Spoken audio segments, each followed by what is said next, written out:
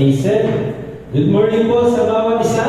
Morning! Praise the Lord. Masaya po ba tayo? Yes! Nakapagpuri tayo sa Panginoon.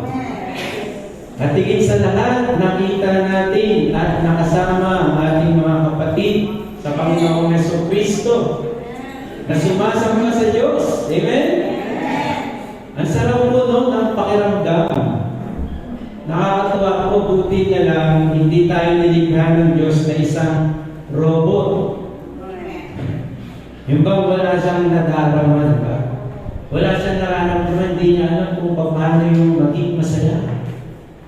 Express yung kanyang pasasalamat. Express yung kanyang nadarama sa loob kung siya ba ay nalulungkot dahil nagmamahal siya, no? Na labis at yung kanyang minamahal ay parang bato. Na iba, na-i-express natin ang ating nararamdaman. Ang sarap ng feelings, di mo ba? Ang sarap kapag ikaw ay tumatawa, pag ikaw ay naiiyak, di ba? Yung nararamdaman mo yung pain, ang sarap, may pakiramdaman ka, di mo ba? Praise God, hallelujah. Ang tao po ay nilikha ng Diyos na may damdamin. Sabi mo sa harap, tabi mo, may damdamin. May damdamin na ka. Ayan. Wala sa English, emotion. Di ba? May emotion ba yung katabi mo? Alam po ninyo, ang damdamin ay bahagi ng kabuang pagkatao ng isang tao. Kapag walang damdamin yan, hindi yan tao.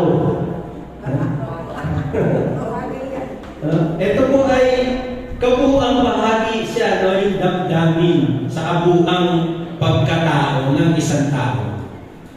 Ang ating pong mga damdamin ay binubuo ng ating kaisipan at nasa at ating pong mga pag-uugali. Yan, yung behavior natin. Ano? At ang ating pong damdamin ay napakamahalagang bahagi ng ating pagkatao. Oh, importante pala yun. Yung damdamin mo, importante yan. Kaya nga, di ba, pag hindi yan napapahalagahan, ano nararamdaman mo? Di ba, no? Parang hindi maganda pakiramdam mo kasi mahalaga yung bagay na yun. Kaya nga sabi nga, kapag merong nagdadalang hati, makidalamhati. Kapag merong sasaya, makisaya. Diba? Kasi importante po at napakamahalagang bahagi ng ating pagkatao. Alam po niyo sapagkat kung ano ang iyong damdamin, napaka-importante ito kasi kung ano yung nararamdaman, kung ano yung nararamdaman mong emosyon, sigurado ito yung iyong ikikilos. Diba? Ito yung iyong gagawin. Kapag nararamdaman mong masaya ka, siyempre lalabas yung ngipin mo, ngingiti ka, no? At hindi lang yun, tatanong ka, di ba? At talaga naman parang ikaw ay masaya na kinikilos mo yung nararamdaman. Kaya kung ano yung nararamdaman mo, ito yung iyong ikikilos. Si Pastor Tanchi nga, meron siyang T-principle, di ba? Yung what you think, no? Ito yung magiging emotion mo, kung ano yung emotion mo, ito yung magiging action mo. So, importante pala siya. Kung ano yung nararamdaman mo, ito yung iyong gagawin o yung iyong ikikilos. Kaya nga kung negatibo ang iyong damdamin, siyempre negatibo rin ang ikikilos. At kung positibo naman ang iyong damdamin, positibo rin ang iyong ikikilos. So yung pala, no? Lumalabas, ina-action mo, ginagawa mo. Ayun ang iyong ginagalaw. Kaya nga, no? Napaka-importante na maging malusog at malakas ang ating damdamin upang makaganap ng Diyos. Sa ulitin ko importante na maging malusog at malakas ang iyong damdamin para makaganap ng kalooban ng Diyos. Pero isipin po natin, hindi lang pala yung katawang pisikal natin ang ating pinalulusog. Tama ba? Sino ba nag-gym dito? Karamihan ng lalaki nag-gym to No? Kahit mga slim yan, no? Magaling magbuhat ng gym yan kasi gusto nila malakas at malusog ang katawan. Pero hindi lang pala yun ang dapat natin palusugin. Kasi bahagi rin ng iyong pagkatao ang iyong soul. At yan po nandiyan yung ating damdamin, yung ating emotion. Kung hindi yan malusog, kung hindi yan malakas, sabi natin ko, ano ang emotion mo, yun ang iyong gagawin mo. Tama mo ba? Kaya kung healthy yan, sigurado, ang iyong mga pagkilos ay makapagbibigay kaluguran sa Diyos. Palakpakan niya po natin ang sino gusto makapagbigay lugod sa Diyos? Hindi lang yung malalakas ng katawan yung mga malalakas ang katawan, kulang. Pero higit mabuti, yung ating damdamin ay dapat malusog, malakas, at hanggang gumanap ng kalooban ng Diyos. Ating pong introduction. Sabi ko, ang ating damdamin ay apektado ng mga bagay na nakapaligid sa atin. Apektado po yan. Ano ba? Apektado rin siya sa mga nangyayari sa mundo. Kaya nga kapag may COVID, ang daming na-stress, na-depress, di ba? At sabi, apektado rin siya ng problema. Pag may problema, ano na kaya ang nararamdaman natin? Pag may pagsubok, ano kaya ang nararamdaman natin? Sabi po, maging ang nangyayari sa ating katawang pisikal. Kaya kapag sumakit lang yung tiyan mo, mag-iisip ka na, baka may cancer na ako. Di ba? Mag-iisip ka na, baka kung ano nang mangyari sa akin. Di ba? At pagkatapos, kung ano-ano na ang nagagawa mo tuloy. Pupunta na sa kung saan-saan. Sa albularyo. Pupunta na sa kung kani-kanino. Di ba? Pero kung malusuan ng dami, pupunta sa Diyos. Amen po ba? O kaya apektado po siya. So dapat sabi, ang lahat ng ito ay maaari na magpahina at magdulot ng di marapat sa ating damdamin. Siyempre, ma-influensyahan ka ng mundo ng mga bagay na nasabi natin at may epekto yun. Maaaring magdulot to ng panghihina at ng di marapat sa ating damdamin na kung magkagayon man, sabi, maaari tayong makagawa ng pagkakasala. Kaya pagkalit ka, hindi mo makontrol. Hindi mo makontrol ang damdamin, galit na galit ka, nasuntok mo gano'n, di ba? Kahit mahal na mahal mo, hindi ka mapigilan dahil sa sobrang galit. Di ba? Kaya maging di marapat o makagawa tayo ng di marapat sa harapan ng Diyos. At hindi lang yung gayon din naman sa ating kapwa. Sabi, Christian to, bakit gano'n? Nagkaroon ng problema, anong nangyari sa kanya? Nagkaroon ng sungay, di ba? Kaya nga maaaring magdulot, maapektuhan yung ating mga damdamin sa ating mga nararanasan, nakapaligid sa atin. At kung hindi ito malusog, hindi ito malakas na gumanap ng kalooban ng Diyos, delikado tayo. So hindi lang yung katawang physical mo palalakasin mo, amen? Dapat maging ang iyong mga emosyon, yung damdamin mo. Ito yung nasa loob ng pagkatao mo. Ha? Dapat mas malakas nga yun kaysa sa katawan eh. Kasi kahit malakas ang katawan mo, kung mahina ang damdamin mo, madali ka, no?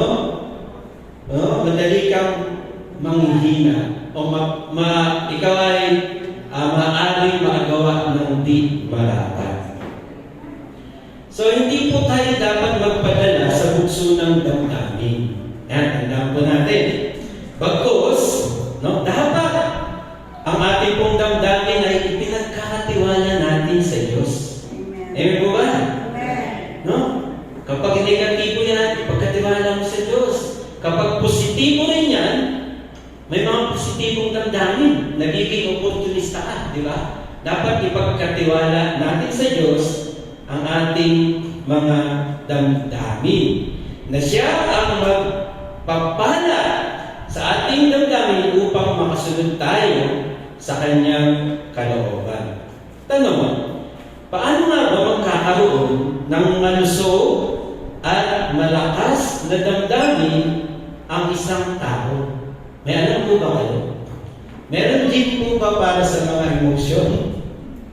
Ha? Di ba sa physical na katawan, meron ano? Paano kaya lalakas na magiging healthy, malusog ang ating emosyon? At hindi lang maging malusog, hindi lang malakas, kundi maganda na yung ma-maintain yun. Amen? Ba't umuinom tayo ng maintenance? Kasi gusto natin ma-maintain yung magandang kalusugan, ano? So gusto natin maging malusog at ma-maintain yung ganong kalusugan, kalakasan. Ma-maintain natin yung emotional health, no? Na gusto natin. Amen po ba? Amen. So, paano kaya? Paano natin ito mapapanatili? Tingnan po natin yung sabi ni Paul sa text natin ng Philippians chapter 4, verse 6 to 7. Ito po yung ating teksto. Sabi po niya, in English po natin, no? Sabi po, be careful for nothing, but in everything, by prayer and supplication, with thanksgiving, talagang mga emotion, ano? Let your requests be made known unto God. And the peace of God, which passeth all understanding, shall keep your heart and mind. Amen. Through Christ Jesus. So, hindi mo pala kailangan ng gym dito. Amen mo ba? Hindi mo kailangan na maggastos pa, no? Ng mga bagay-bagay para ikaw ay magkaroon ng healthy emotion. Ha? Kundi, walang iba, kundi ang sinasabi ng salita ng Diyos. Ano pa ang sabi rito? Tingnan natin, no? Sabi niya, sa kabila ng mga kawalan, no? Nung natin, sa kabila ng mga kawalan o alalahanin, maaari tayo magkaroon ng kapanatagan, no? Ng kalooban. Ha? Maaari tayo magkaroon ng kapanatagan ng kalooban, no? Sa pamamagitan ng pananatili sa pakikipagrelasyon sa Diyos. Kasi po ito, referring po ito sa isang taong mayroong matatag na relasyon sa Diyos. Sa kabila ng mga problema, sabi po ng verse, ay maaari pa rin maging panatag dahil kasama niya ang Diyos. Amen po ba? Ha? Ano po ibig sabihin nun? Ha? Sa kabila ng mga bagay na yun, ano? Kasi alam po ninyo, milyon-milyon ang nauubos o nagagastos ng pamahalaan. Tandaan po ninyo, upang bigyan ng kapayapaan ang maraming tao o mamamayan na nakakaranas ng emotional problem. Ha? Mag-search po kayo, mag-research po kayo. Punta po kayo sa DOH. clinics. Punta po kayo sa mental hospital. Tanungin po ninyo magkano yung nagagastos nila. Punta po kayo sa nagbibigay ng para. Napakalaki. Milyon-milyon. Yung kanilang pondo para yung mga dumaranas ng mga emotional problem ay mabigyan lamang ng kapayapaan. Pero sabi po ng ating teksto, but the peace of God, no? Shall, sabi, which passeth all understanding, shall keep, guard your heart and your mind. Amen? Andito po yung emotion natin. Sabi, iingatan ng Diyos. Babantayan niya. Sa hindi ka makagawa ng pagkakasala. Amen po ba? Hindi mo na kailangan gumastos. Hindi mo na kailangan na gumawa ng mga instrumento mo na para lumakas kayo ng katawan, kundi sa pamamagitan ng Panginoong Diyos. Lubos na pakikipag-isa sa Panginoon. Amen? Ano po ang timeless truth dito? Ang timeless truth po dito na ipinapahayag, meron pong troubleshooter. Walang iba kundi ang Diyos. Amen? Meron pong peacemaker. Wala pong iba kundi ang Diyos. Emotional healthy, yung pagiging emotional healthy natin, no? Ang ibig sabihin niya ay hindi kawalan ng mga problema, hindi kawalan ng mga pagsubok, hindi kawalan ng mga alalahanin. Ang ibig sabihin niya, meron tayong nakaka-cope tayo sa kabila ng mga bagay na yun, na mapagtagumpay natin kasi meron tayong kasama na tumutulong sa atin para mapagtagumpayan natin ang lahat ng bagay. Sa gayon, mapayapa ang puso, mapayapa ang isipan. Ang Diyos ang ating kailangan upang matamo natin ang tunay na kapayapaan. Amen? Napansin po ba ninyo yung sabi kanina ng Panginoon? Hindi pa po tayo nag-message, nagsalita na siya. Sabi niya, andito lang ako. Amen po ba? Noon, ngayon, at magpakailanman. Ako ang magbibigay sa inyo ng tunay na kapayapaan. Amen po ba ron?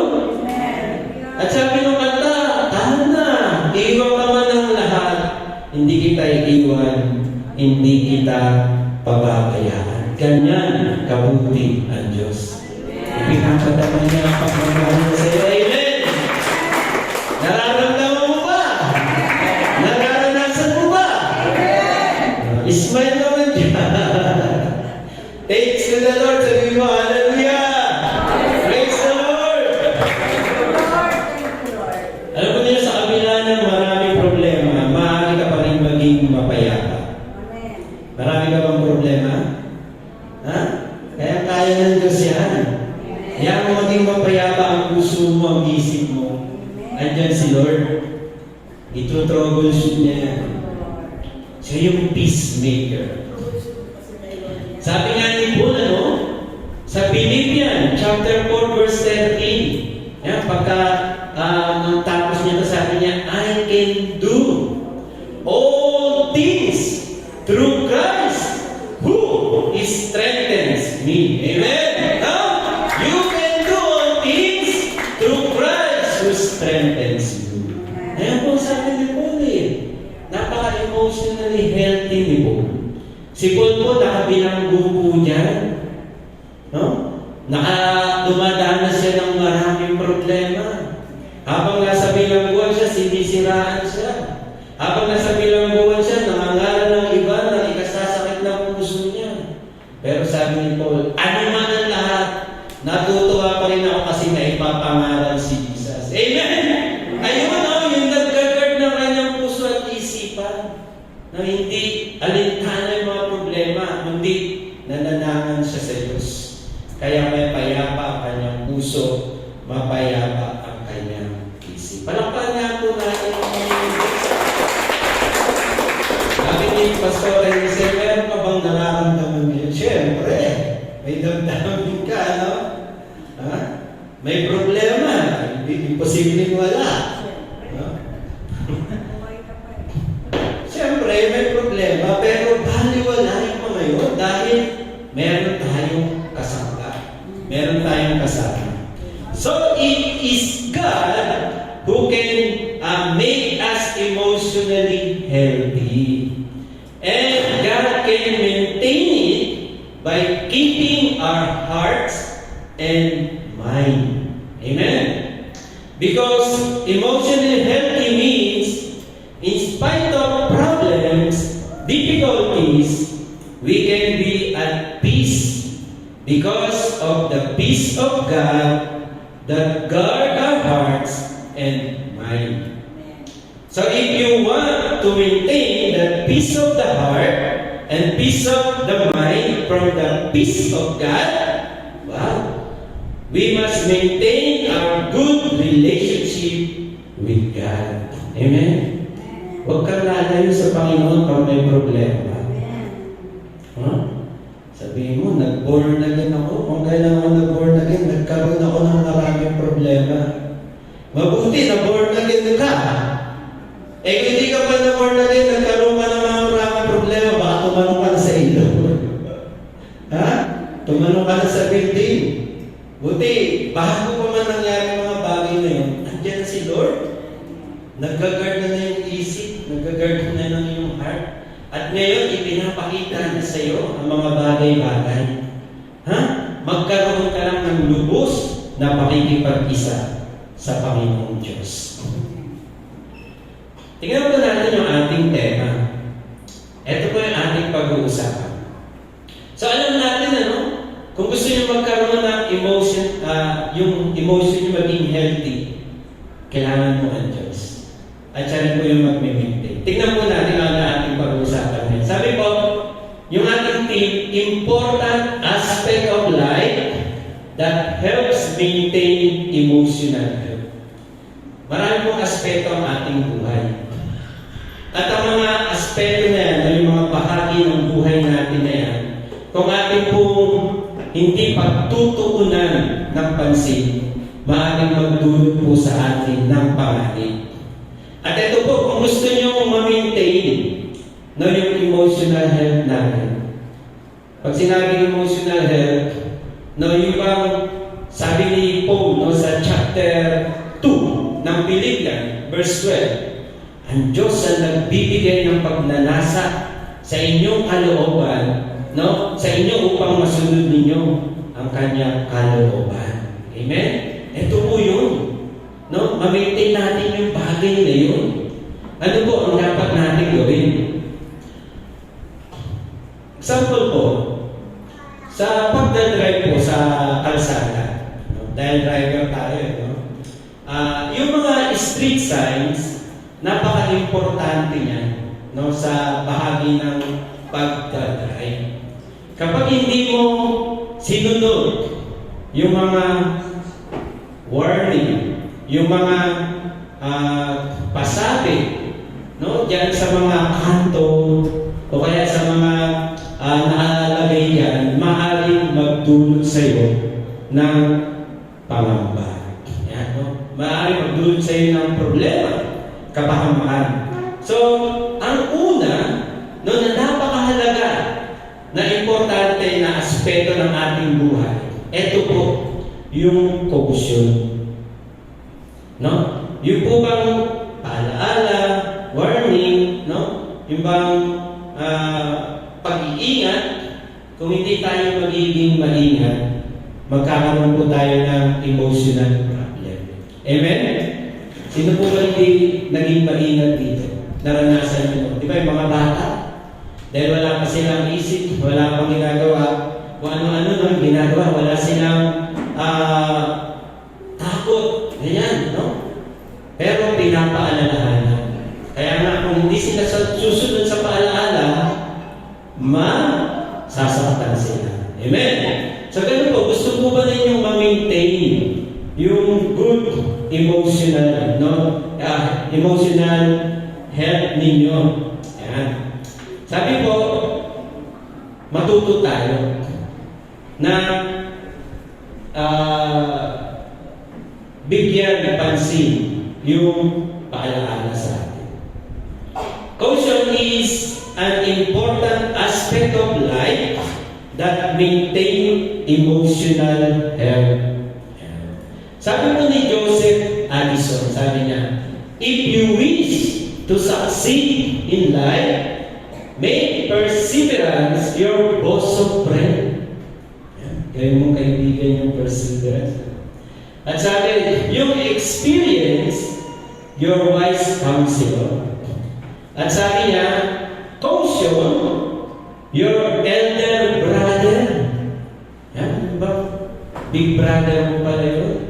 Yung mga paalaala, yung mga warning. Yan. No, nakatakand ng kapatid mo yan. At sabi, yung hope, your guardian genius. So, importante, mahalaga sa buhay na kinukonsidera natin yung mga paalaala, yung mga caution, na yung mga warning, yung mga bagay na yun. Kaya nasabi ni Paul, be careful for nothing. Yun yung una-una niya. Sabi na, gusto niyo bang maging emotionally healthy? So, be careful. No? Caution po ito. No? Paalaala. Warning. Sabi niya, be careful for nothing. Sino po ba gusto ng word na nothing? Walang tumaas? No? Wala eh. Diba? Pero sabi rito, be careful for nothing. Nothingness is the very least in our vocabulary, in the sense of good life. Di ba? No? Totoo naman, ano? No, yung bang kawalan, parang list yan sa atin eh. Patungkol sa magandang buhay. Gusto natin lagi marami. Gusto natin lagi more, many, abundant. Ayaw nung wala. Di ba may gusto nung wala? Wala, di ba? No? Wala, yan yung gusto mo yun. Pero sabi, be careful for nothing. Tingnan po natin yung example ni Apostol Paul. Sa Philippians, chapter 3, verse 4 to 10. Babasahin ko lang po yung example ni Apostol Pablo. Dito po sa Philippians chapter 4, verse 3, chapter 3, verse 4 to 10. Ano po, malapit na po. Philippians chapter 3, verse 4 to 10. Sabi po niya, bagamat ako'y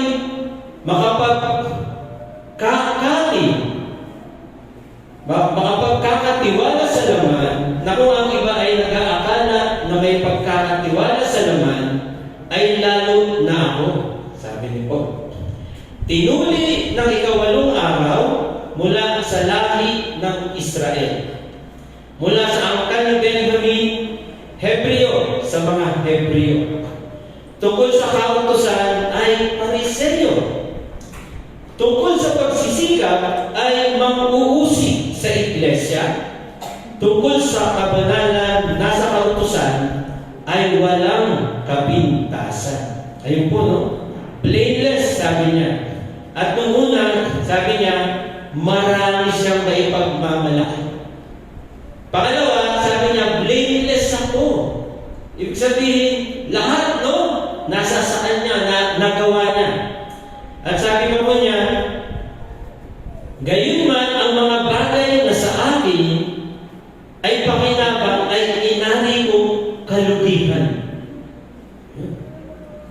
Sabi niya, yung mga bagay na marami siya noon, yung mga bagay na taglay-taglay niya noon, sabi niya, inari niyang kalugihan. Loss. Patuloy po tayo. Inari kong kalugihan alang-alang kay Kristo.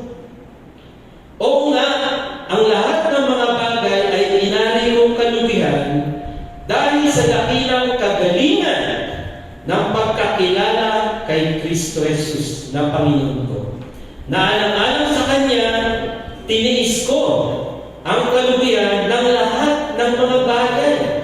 Inari kong sukan lamang upang tamuhin ko si Kristo.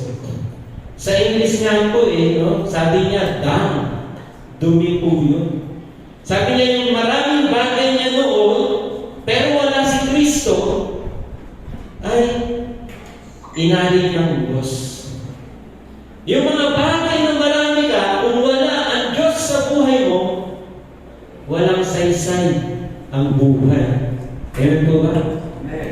Kaya kasi po kahit marami siya, maka-Diyos siya noon, ibang Diyos yung pinaglilingkuran, religyoso noon, pero ang buhay, ginamit sa paggawa ng kasalanan. Magulo ang buhay ninyo. Maraming problema. Kailangan niyang gawin ang lahat ng mga ito para lang mapanatili yung magandang pakiramdam niya. Pero hindi pala nakakadulot ng mabuti sa kanya. Amen?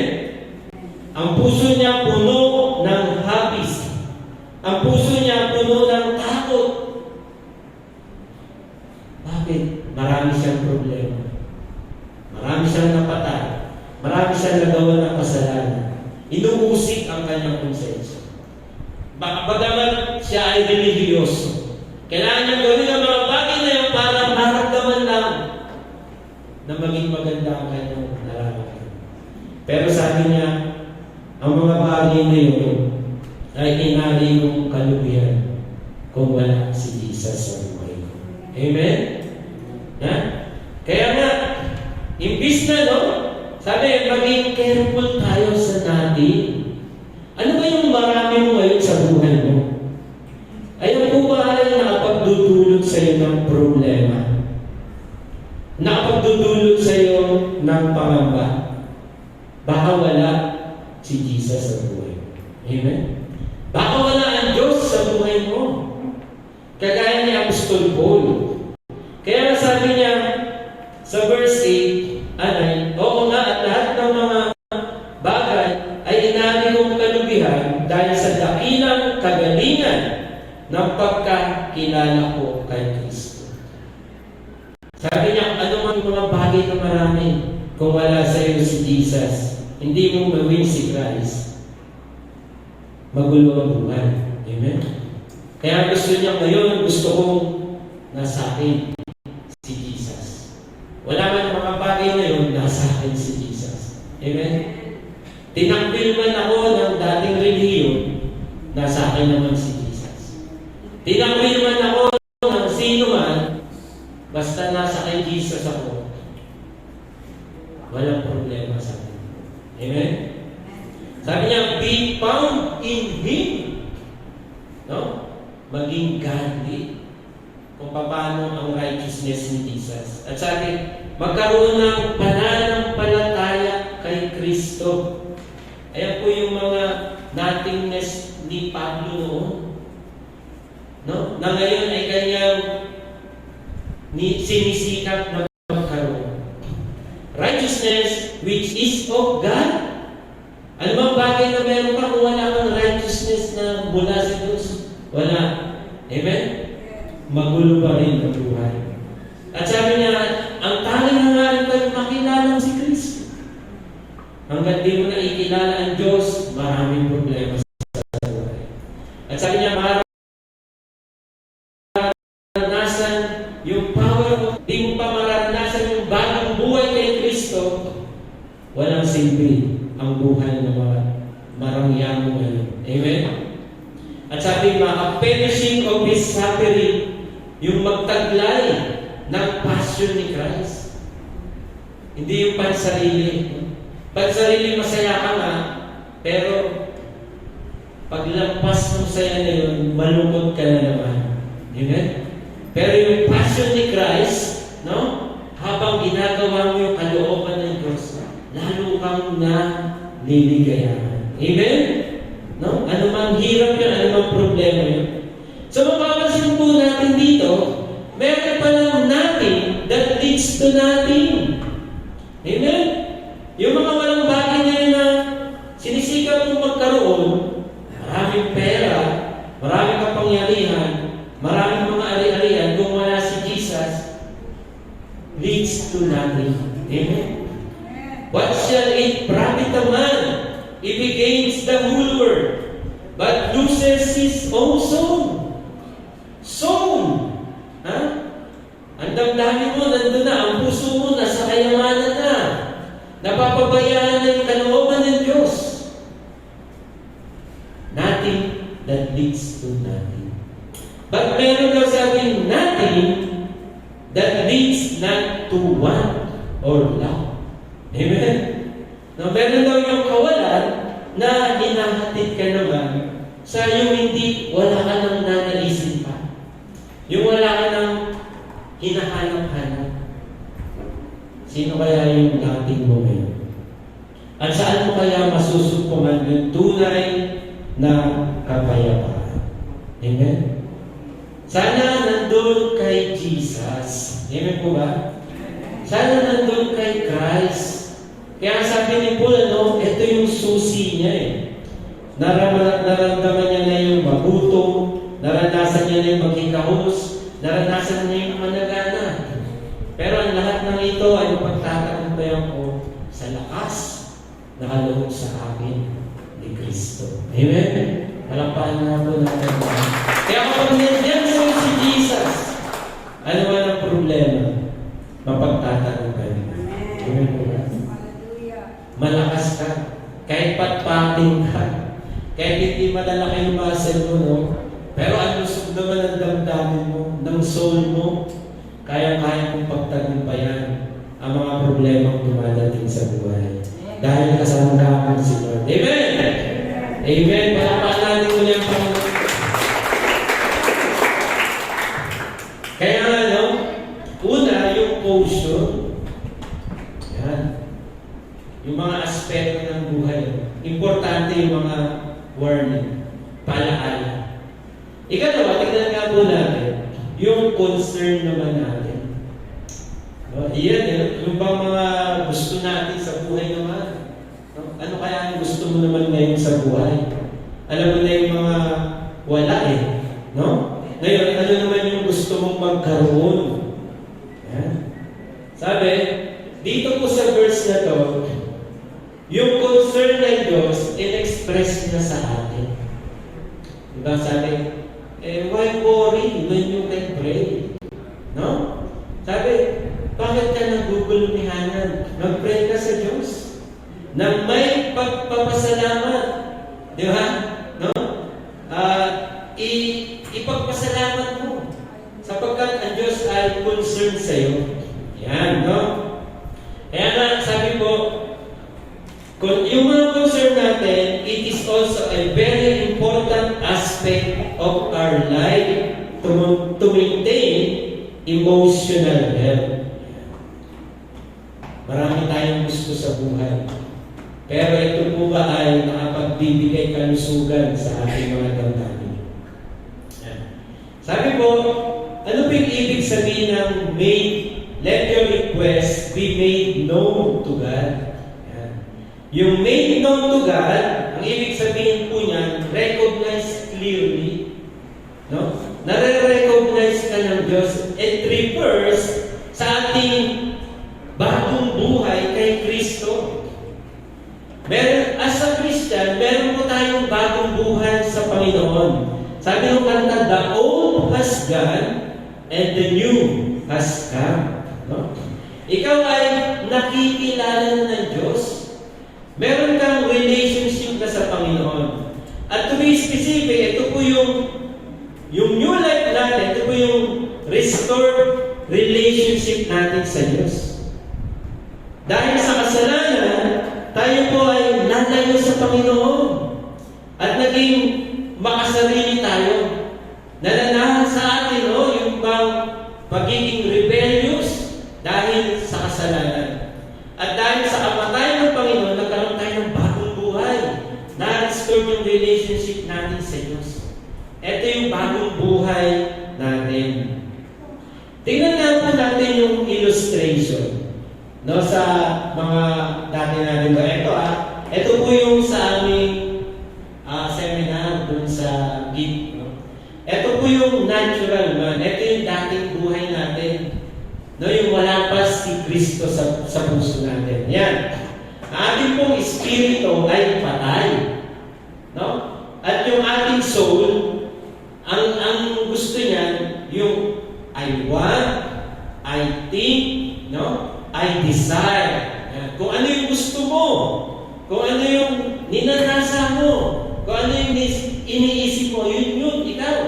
Para sa iyo, yun ang gusto mo lang, para sa sarili mo. At yung body mo, naka-connect tayo doon yung kilos mo. Ito yung ginagawa mo. Kaya nga kapag ikaw ay wala pang relationship sa Diyos, yung devil natutulog. Tulog siya at peace, yung devil. Mapayapa yung devil kasi kakampi ka niya eh. Wala pa si Jesus sa iyo eh. Kaya nga kung ano yung naririnig mo, panlasa mo, touch mo, pakiramdam mo, yun ang ginagawa mo. Naakala mo masarap. Okay lang yung devil, sige lang, gawin mo na yung gusto mo. No? Kung ano ang gusto mo, sundin mo. Yun yung sabi. Pero ayun yung natural man. Hindi pinananahanan ng Espiritu ng Diyos, kundi yung sarili niya. At ginagawa niya yung gusto niyang gawin. Yung isang yung susunod po, tingnan naman po natin yung carnal. Ito naman yung carnal na tao. Yung spirit niya ay buhay na ipag-isa na kay Jesus. Subalit yung soul niya, yung pa rin. Yung pa rin yung nasusunod. Hindi pa rin lubos na sumusuko sa Diyos. Bagamat nandun na ang Espiritu ng Diyos, oy! Tigilan mo yan! No? Ito ang gawin mo. Pero ang ginagawa niya, yung gusto niya pa rin. Yung iniisip niya pa rin. Yung nararamdaman niya pa rin. Pero, alam mo na si devil. Ano? Oo, nakasimangot na kasi andyan na si Jesus eh. Sino kaya papakinggan nito? O ako o si Jesus? No? Ayan. At yung body niya, konektado pa rin sa mundo. Worldly. Kaya, ingat po tayo, no? Tingnan po natin, ito yung ating new life, yung restored relationship kay Jesus. Yung next na illustration. Ito po. Yung spirit, no? Nabubuhay sa ating kalooban. At yung soul natin, crucified life na to. Ha? Yung ating mga nararamdaman, yung ating mga pansariling kagustuhan, pansarili, no, ay kasama ng napako sa puso. At meron tayong bagong buhay ngayon na pinapatubayan ng banal na Espiritu. At yung bagay natin, living sacrifice na po siya sa Panginoon. No? Yung po bang ang iyong pandinig, ang iyong nakikita, ang iyong panlasa, ang iyong nararamdaman ay mga gawang nakakapagbigay papuri sa Diyos. No? Inahandog natin sa Panginoon. So, ang gusto natin yan, yung new man. Yung bang na-restored yung merong bagong relationship sa Diyos.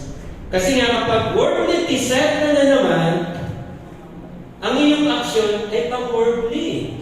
Amen? Yung mga emotion mo, pang-worldly. Ha? At kapag carnal ka naman, pang-sarili at pang-worldly pa rin. Ano? Kung ano yung nararamdaman mo, nararanasan mo. Pero yung spiritual man, no? It desire emotional stability.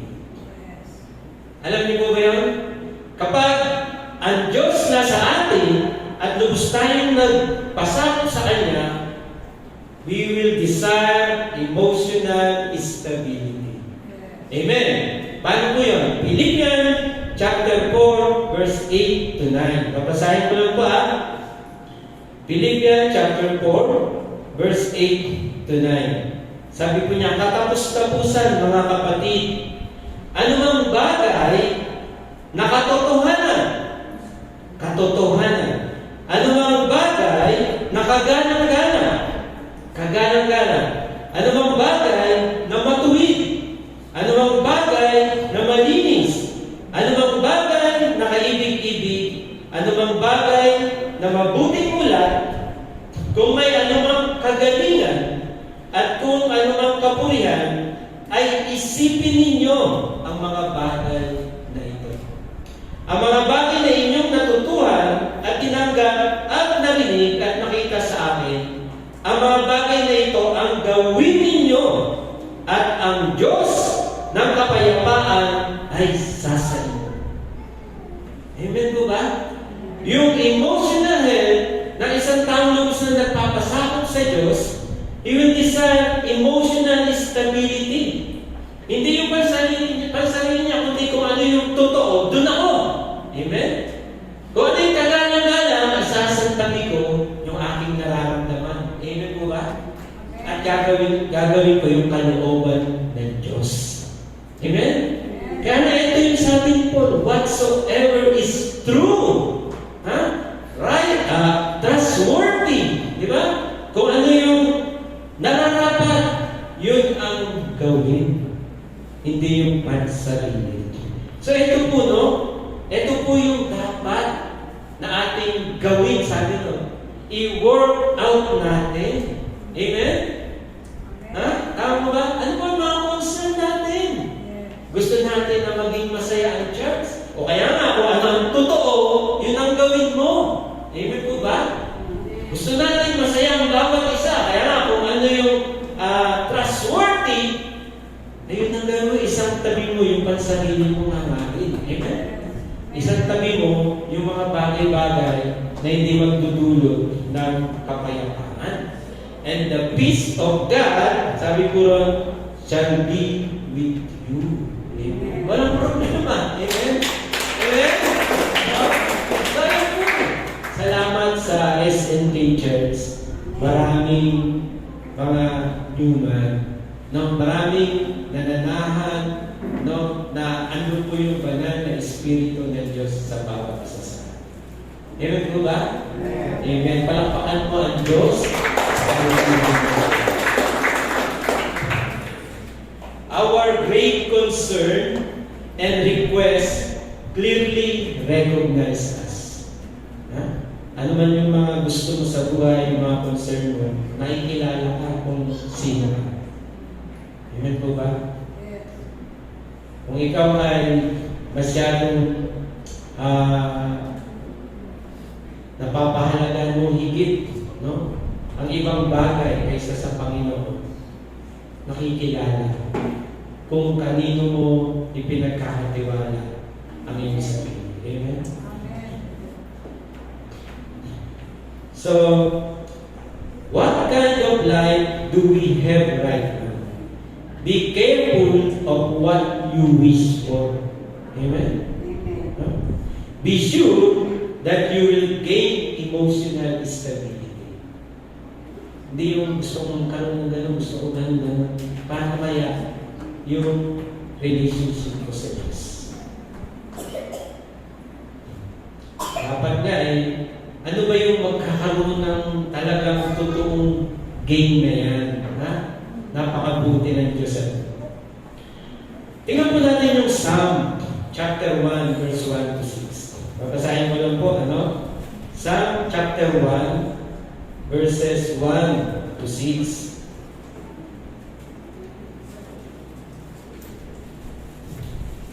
Awit chapter 1. Sabi po rito, mapalad ang tao na hindi lumalakad sa payo ng masasama, ni tumatayo man sa daan ng mga makasalanan, ni nauupuban sa upuan ng mga manglilibak, kundi ang kanyang kasayahan ay nasa kautusan ng Panginoon at sa kautusan niya nagbubulay sa gabi at araw.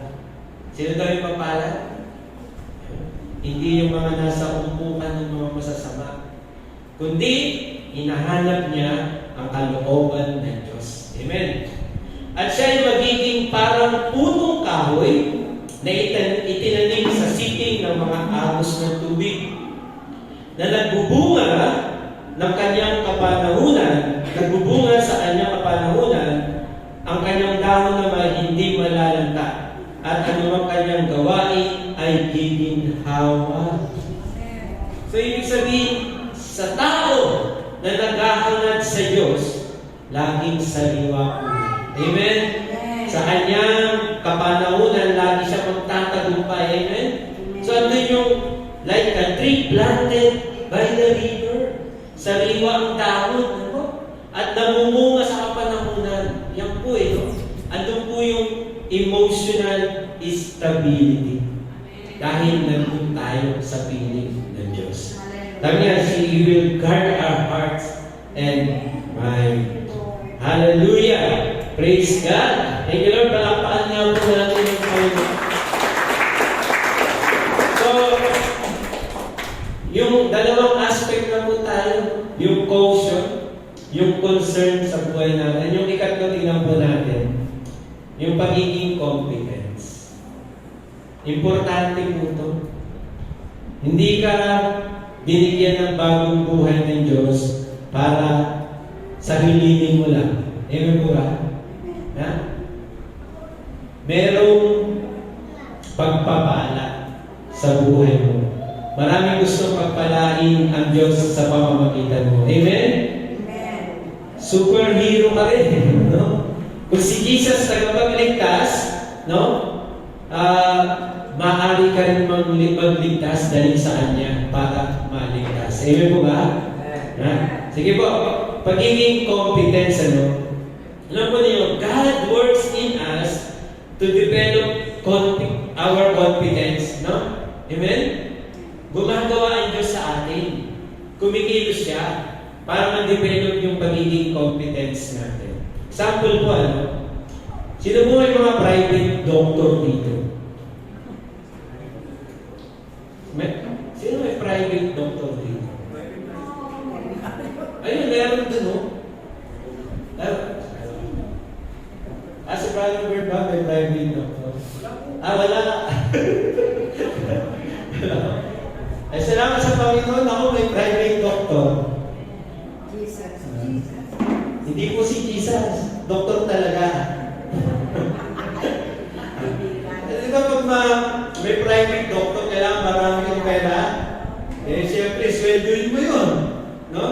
Pero salamat sa Panginoon, may private doctor kami. Wala siyang sweldo. Siya po ba yung nagbibigay sa amin kapag nangangailangan kami? Noong nabaha kami, bigay siya 2 bag. Ano po? Ng mga damit, tsaka mga pangangailangan namin. Noong nagkaroon ng baha. At salamat, isa po yata ito. Salamat, isa po yata natanggap ko. Hindi niya po kami, kumbaga marunong siya eh. Kumbaga hindi kami na-check up, ang dami ko ng sakit na sinabi sa kanya. Binibigyan niya lang kami ng gamot sa cellphone. Nagtatrabaho po siya sa commission ng audit. Siya po yung doktor doon. No? Kaya ang doktor po na to ay napakagaling. No? Kaya ako, ayoko talaga uminom ng gamot. Kasi wala na akong tiwala sa ibang doktor eh. Hindi ko alam kung bakit. Siguro may phobia ako mo. No, na sa mga doktor na hindi ako nakaranas ng paggaling. Pero ito, kawalan na rin siguro ng budget. Natatakot pumunta sa doktor. Ano po? Pero salamat. Kasi sa kanya, no, sa private doctor, natututo ako na magtiwala.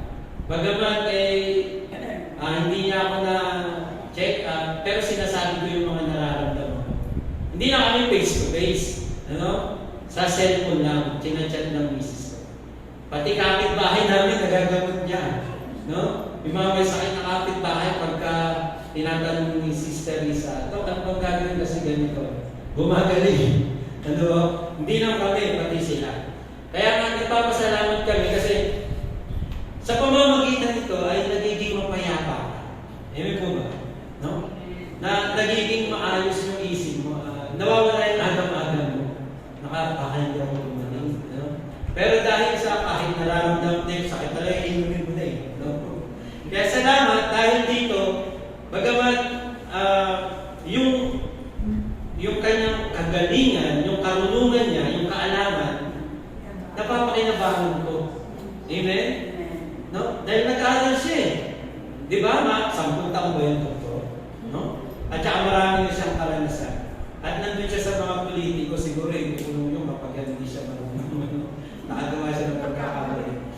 Kaya ayun po, ano? Dahil doon, ako po ay naging mapayapa yung isip. Mapayapa yung puso. Sa tuwing magkakaroon ng sakit, confident ako, may private doctor ako. Tao na lang yun ha, pero confident lahat kay Jesus. Amen? Kasi sabi niya, He will keep, He will guard our hearts and mind. He will keep us from sinning. Amen? Lalo na kung bubugsunan ng dati mo, di ba? In-overtake ka naman dito. Ba't kaya paano pa? Parang hindi ka na ako masagi. Kaya ikaw naman, no? Yung kurento. Meron kang tricycle driver. Nung munti ka na kami magbahagaan. Pagtingin ko, parang kaya ko ito sa suntungan. Binabayan ko 2 beses. Pangatlo ba babayan ko pa, sabi ko, sorry po. Nakahiya ako. Di ba? Eh kung napangga ko yun, ako po, ang laking disgrasya. Di ba? Kaya nga kung pagbugso-bugso ang namin, malaking problema po. Yan po, buti na nga lang, no? Nakokontrol mo pa at minsan din nagpapakayap talaga. Kaya nga salamat sa Panginoon eh. Siguro kung napangga ko yun, delikado. Sabihin, pastor ka pa naman! Anong ginagawa mo? No? Papagalitan ka na yun. Pastor ka pa naman! Anong ginagawa mo? Hindi mo ba kaibigan yan? Ano man mga ganun, ano? He will keep or guard our hearts and mind from sin. He will help us to cope the negative and positive emotion. Hindi lang po yung mga negatibo, minsan positibo eh, no? Minsan yung mga tricycle driver, no? Estudyante, tatanong magkano po? Hindi niya alam, wala kayang ito. Amen? No? Imbis na 30-40. Pero ako, magkano po? Sinasabi ko yun. Lord, nagawa ko minsan, parang lugi ako, Lord, dahil pagkatapos, ako, Lord, at nakukonsensya. Sige, Lord, hindi na uulitin. Hindi na uulitin. No? Ayun po ba, natutulungan ka talaga. Ibig sabihin, may kasama ka. May kasangga ka upang hindi ka manatili sa pagkakasala. So para po mapanatili natin yung pinakamabuti rin sa lahat. No? You will keep our guard our hearts and mind. Bakit po yung nasabi ni Paul? Sabi niya dun sa chapter 1 ng Philippians, para mapili nyo ang pinakamabuti sa lahat ng bagay. Amen? Bisa yung mga emotion natin, mix eh. Saya ba ako malungkot? O ano bang nangyayari? Anong gagawin ko? Pero sabi ko dito ni Paul, para mapili nyo ang pinakamabuti sa lahat ng bagay. Ano po ba yung pinakamabuti sa lahat ng bagay? Meron po ba kayo idea? Ano yung pinakamabuti sa lahat? Sabi ni Paul, to live is Christ and to die is gain. Ano yung pinakamabuti sa lahat ng bagay? Yung maparangalan mo si Jesus. At sa oras ng kamatayan, merong pakinabangan. Amen? May mapapakinabangan mo sa oras ng kamatayan. Ano kaya yun? No? Yun po yun. Basta sa akin, mapili yung kung ano yung pinakamabuti sa lahat ng bagay. Hindi na yung mamamatay ka na ang daming pang regrets, ang daming pang inanakit, ang daming pang sakit ng kalooban. Amen? Hindi mamamatay ka na, wow, Lord, at isa ko. Mamamatay na ako, Lord, wow, handa na ako, wala na akong mga kaaway. No? Handa na ako, Lord, talaga naman, gano'n ko na lahat na aking mga kaaway. Amen? Wala na akong problema, Panginoon Diyos. Amen po ba? No? Kaya nga napakabuti ko. Yung po bang competence tayo? Di ba? Na hindi yung Christian na pupundi-pundi yung ilaw. Kundi yung Christian na maliwanag. Amen? Nagdadala ng sinag o ilaw sa madilim na mundo nito. Sabi po, ang kapayapaan ng puso at isipan ay nakasalalay sa ating lubos na pakikipag-isa sa Diyos. Kaya nga, hayaan natin ang Diyos na gumawa sa atin upang nasain natin ang Kanyang kalooban. Amen po ba? Siya po yung nagbibigay ng pagnanasa upang gawin natin ang Kanyang kalooban. At sabi sa Ephesians chapter 2 verse 10, tayo Kanyang nilalang, nilikha kay Kristo Jesus upang iukol natin ang ating sarili sa paggawa ng mabuti. Amen po ba? No? Palakpakan na po natin ang Panginoon. So, yung concern sa buhay natin at yung concern natin at yung pagiging competence. Yan, ating pong conclusion, sabi po rin. Ang malaking ambag sa pagkakaroon ng emotional problem, yung self-made. Hindi po yung mga problema. Di ba? Sarili mo. Sabi nga yung sariling gawa mo. Because we are not cautious, prone to ungodliness, and incompetent. Since it is self-made, let us repent. No? Sarili mo lang ito eh. So, magbago. No? Baguhin natin. Mag-repent tayo, lumapit tayo sa Panginoon. Hindi yung sarili natin. Sabi po, let us work out our own salvation. Hindi po nakulang ang Diyos sa kaligtasan. Ang ibig sabihin po rito ng work out, yung ating po own salvation. Ito po yung ibig sabihin ng workout, fully accomplished, healthy, or fit. No?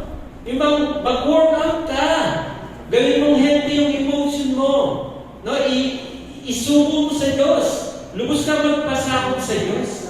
Kaya sa 1 Timothy chapter 4 verse 8, sabi niya, may kapakinabangan, no? Yung mga exercise dito sa mundo, pero higit yung godliness, no? Higit yung mga bagay patungkol sa Panginoong Diyos, yung kabutihan. Yung emotions natin ay maging masunurin sa Diyos, no? Magpagamit sa Diyos, ipagkatiwala sa Diyos. Sabi yun, higit sa buhay na ito at sa panahon darating. Amen? No? So, importante yan. Palusugin yung ating emotions. Yung bang ipagkatiwala sa Diyos. Ano man yung damdamin mo, ano man yung nararamdaman. Amen? Ipagkatiwala natin sa Diyos. So to maintain emotional stability, we must maintain the stability of our relationship with Jesus. Simple lang, di ba? Huwag kang aalis kay Jesus. Manatili ka sa Panginoon. I-maintain mo yung matibay na relasyon kay Jesus. So be cautious. Be Christ-centered. Be at peace with God. Bago po ako magtapos, meron po na-experience bago po ako turuan ng Panginoon Diyos dito sa aking message. Hindi ko po alam aking nararamdaman. Isang araw ay parang bagsak na bagsak yung emotion ko. Hindi ko alam kung anong gagawin ko. No? One time, nagkasakit pa nga ako nun eh. Ayun pala, emotionally stress ako. Oo. Kaya ako parang namihina. At pag mahina ang emotion mo, magkakasakit ka rin pala. Dumating yung time, nakapagpahinga na ako. Lumakas na ako. Pero parang mahina pa rin ako. At pagkatapos nun, wala akong gana magtrabaho. Wala akong gana kasi hindi ko nararamdaman yung sa'yo ko parang hindi maganda. Malakas naman ako. One time, pinipilit ko kasi marami kang babayaran. No? Kailangan mong kumita. Parang mahina pa rin ako. Ano kaya ang problema? One time, nakasama ko po yung kapatid ko. na babae. At ang ginawa ko lang po niya sa akin, niyakap niya po ako ng mahigpit. At pagkatapos nung maramdaman ko yung yakap na yun, tumulo po yung luha ko. Sabi ko, bakit? Kailangan ko lang pala ng yakap. Ano? Isip ko kasi,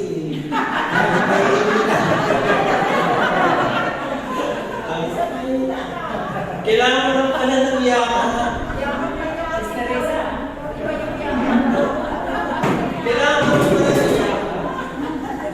Alam niyo, hindi po yung emotional problem natin, malulunasan yan. Kung ang mga Christians, ano po, yung pag-ibig na binigay ng Diyos sa kanila, isishare na sa iyo. Lalo na sa mga namumuhay. Mararanasan nila ang pag-ibig ng Diyos. Kaya nga, sa smile mo lang, maraming maliligtas kay Jesus. Sa yakap mo lang, maraming tatanggap kay Jesus. Sa pagpapadama mo ng pag-ibig, maraming pagpapadama sa Jesus. Palayan mo kayo ng Panginoon. Hallelujah! Praise God! Amen! Patuloy po tayo. Ano po? Tayo po ay dadako sa ating Santa Cena. Ngayon po ay first Sunday of the month. Magkaroon po tayo ng Santa Cena. Tawagin ko po si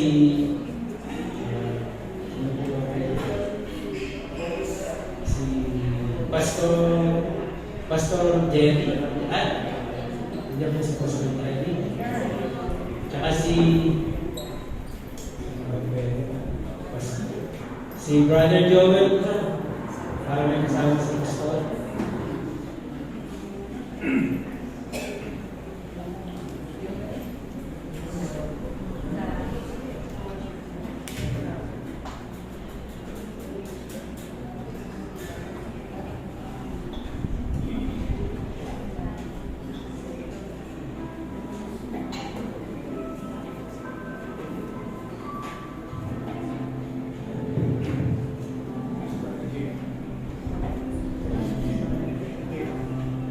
Sige, hindi po si Brother Jera para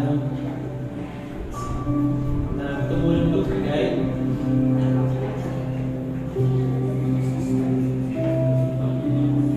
Pag-pray natin yung hinapay at saka yung juice. Lord, maraming salamat.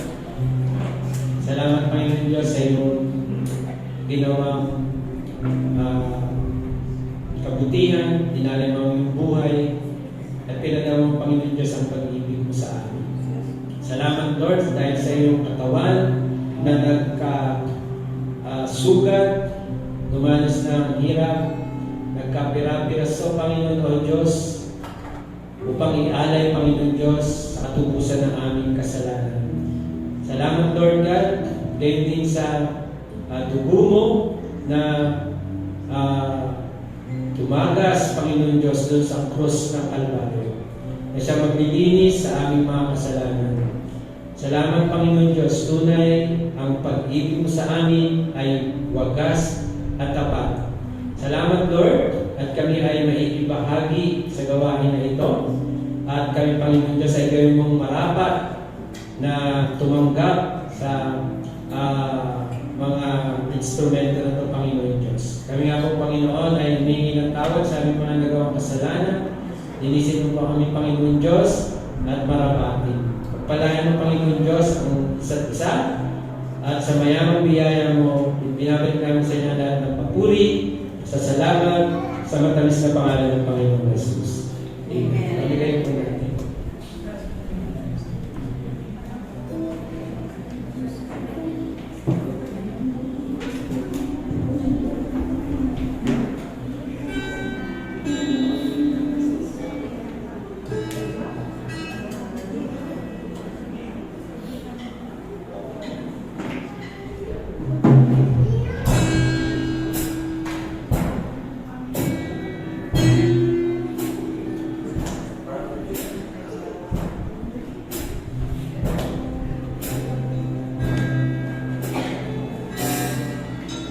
Who can wash away my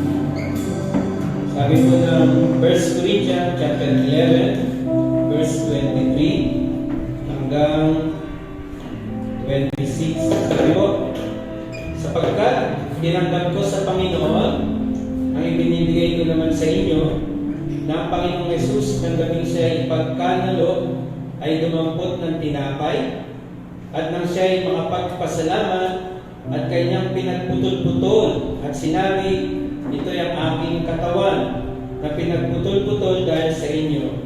Gawin ninyo ito sa pag-alaala sa akin. Kainin po natin ang atin.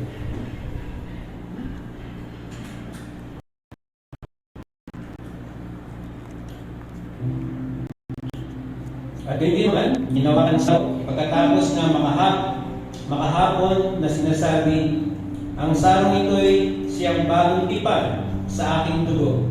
Gawin ninyo ito sa tuwing kayo'y magsisiinom sa pag-alaala sa akin. Sapagkat sa tuwing kanin ninyo ang tinapay na ito at inumin ninyo ang saro, ay inahayag ninyo ang pagkamatay ng Panginoon hanggang sa dumating siya. Inumin po natin.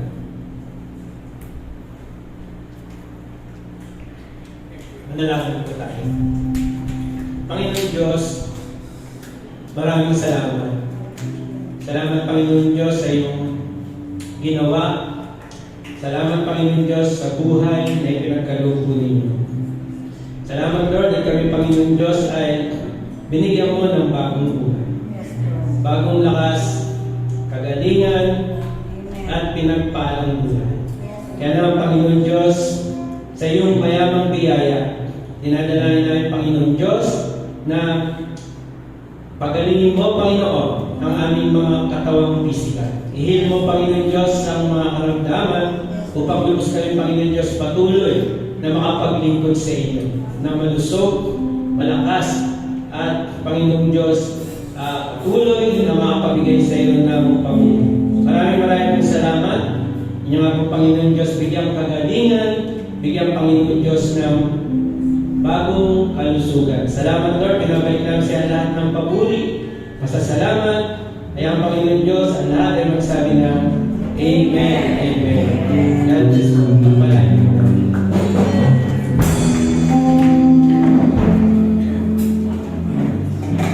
Maaari na po tayo magsimbo. Tinatawagan po si Sister Leia.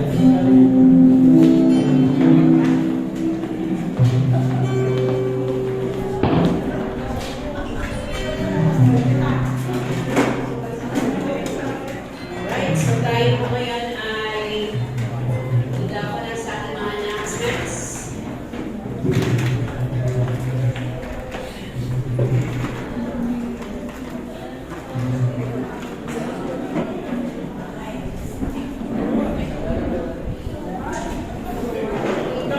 Paki-flash na po yung ating announcements.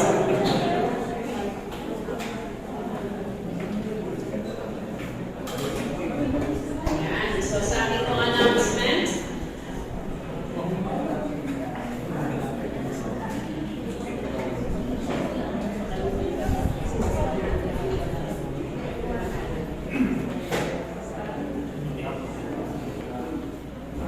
okay, so sa ating pong announcement, we would like to thank all the usher. Sino ba nag-usher kanina? Si Sister Heidi and Ruth. Palakpakan po natin Sister Heidi and Ruth. Okay, natagas na po ako pero noted. Ang ating pong weekly service ay tuloy-tuloy po sa pagtutuloy ng Pastor Dante. Pastor Dante, ang chapter na po tayo next week. Chapter 19. Chapter 19, and tinatawagan po natin si Ninang Vicky. Ninang Vicky, congratulations! Sa pag-winner ng ating pong contest online. Kaya kung gusto niyo po magkaroon ng thousands of rights. Hindi ko lang thousands. Hundreds. Okay, meron po tayong pang-contest. Manood po kayo at meron po kayong matatanggap na premyo. So, si Ninang Vicky po ang panalo. Ninang Vicky, award niyo lang po ba ngayon? Mamamaya na lang. May awarding tayo eh. Nandyan ba? Ang magbibigay sa akin ng ano? Okay, so, si Ninang Vicky po ang panalo. Okay? Huwag po kayong mawawala every Wednesday, 6 to 7 p.m. Anong oras? 6 to 7 p.m. Pupunta ba kayo dito sa church? Hindi. Manonood lang po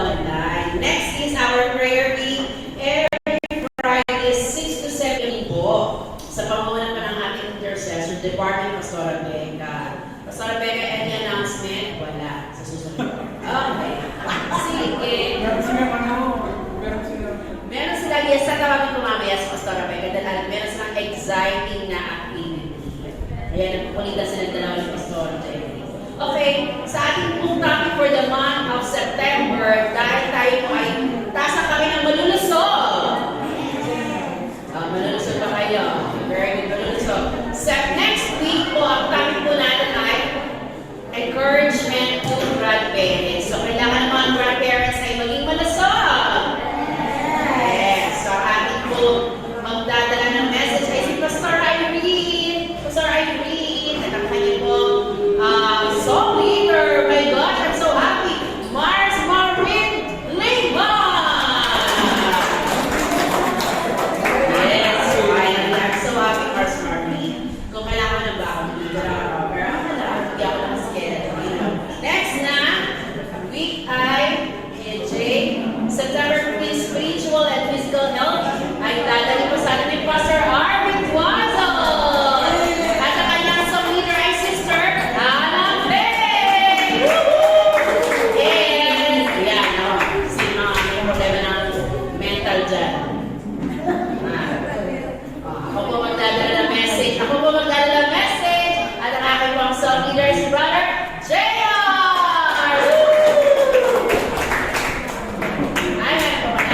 Financially healthy. Sino gusto na maging financially healthy? Ang lakas.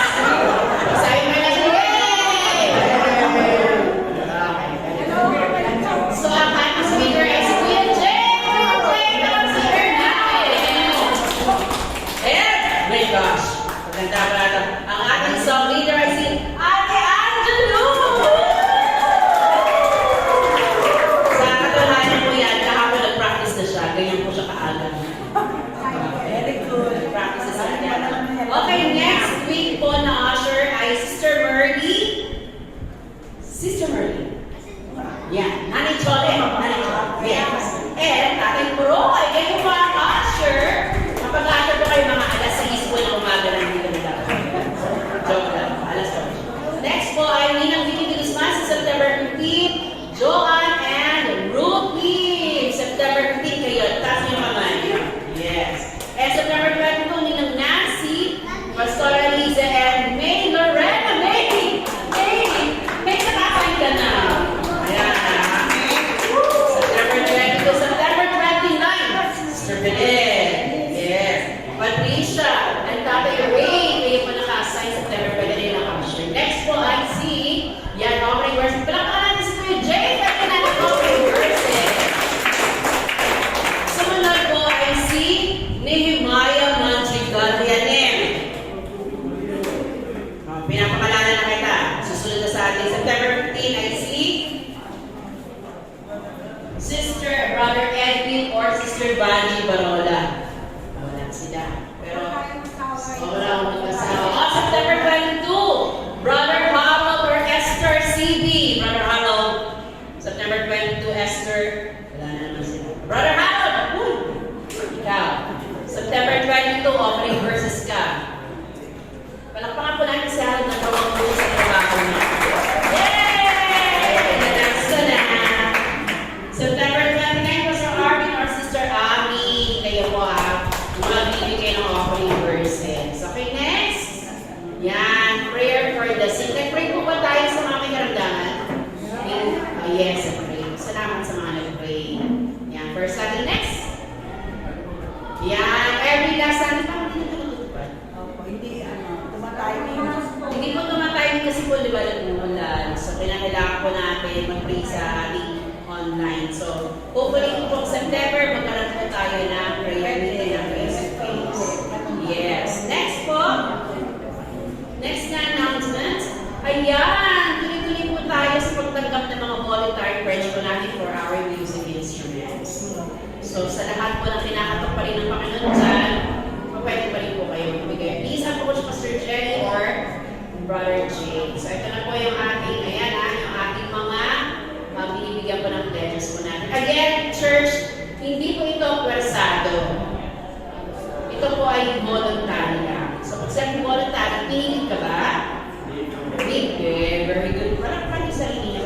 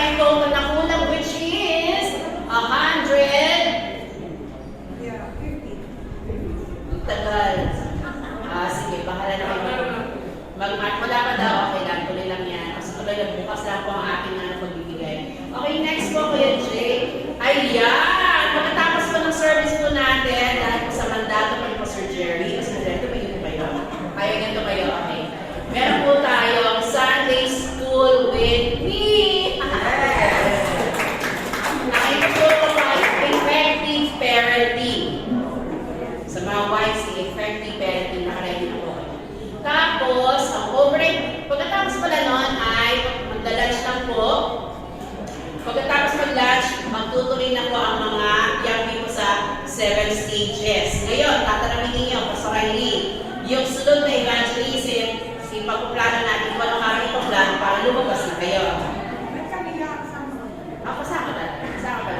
Kasama pala ako. And then, overnight prayer meeting. Taas ang kami gusto mag-overnight. Na magpa-pray. Konti na naman. Financial! Magpa-pray! Okay, sa akin po, overnight prayer speaker po natin, mga senior pala po, mga senior!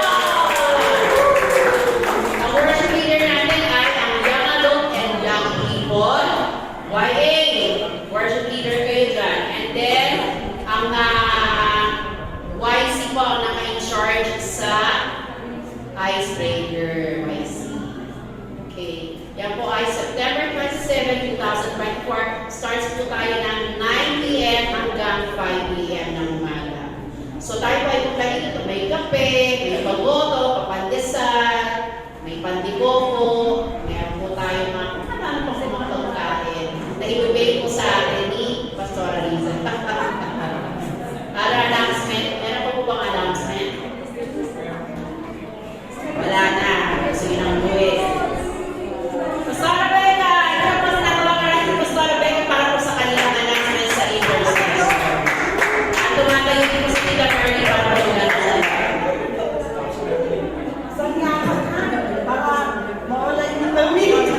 Diba, sabi bawat yakap may nagbigay.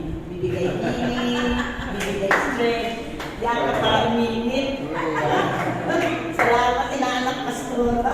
Talaga naman, nalisimutan ko lang. Okay,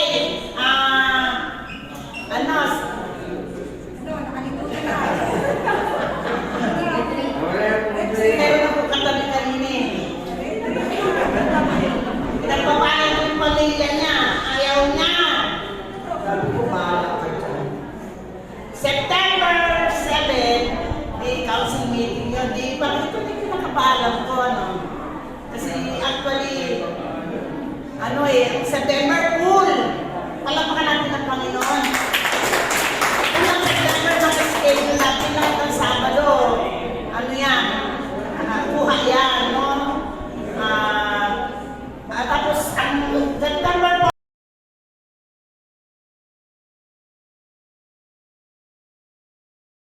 salamat sa Lord sa mga intercessors. Yung kasama namin nung isang taon, sila kami yung kasama, pero ewan mo lang si Dani. So, God will provide yung aming sasakyan ay 3,000.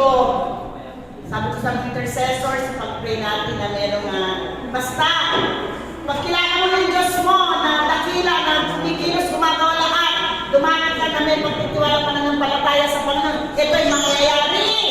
Okay, 3,000. So, ang aming sagot, yung 150, 100, and plus 50 pesos sa kanin sa pagkain. 6:30 to 7 yung aming pagkikita sa Magdo Concepcion.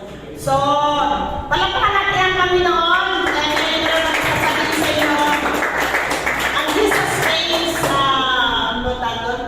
ang Jesus Reigns intercessors ng NCR, kasama tayo doon sa kanilang kinausap ako nung pumunta ng August 15, kasama ko yung 6 na intercessors. At pinagpala tayo ng pagkakasama tayo sa everyday Zoom prayer ng NCR. Salamat sa Panginoon. At sa 21, tinanong sa akin, bawat leader na intercessor, tinatanong na kailangan nila ng intercessor sa araw ng big event ng Jesus Reigns sa November 30. At sabi sa akin, Pastor, yung medyo malakas.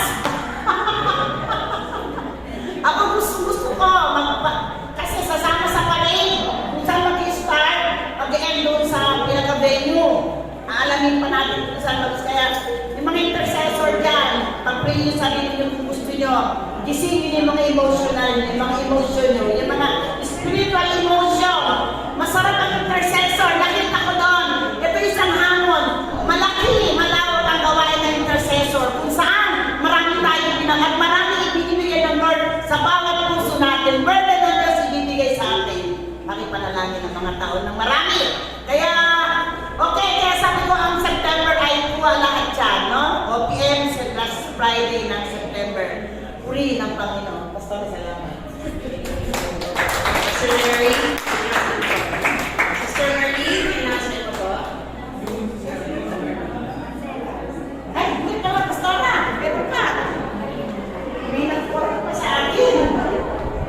Ang libre ng intercessor sa buso-buso sa Touch of Glory Prayer Mountain.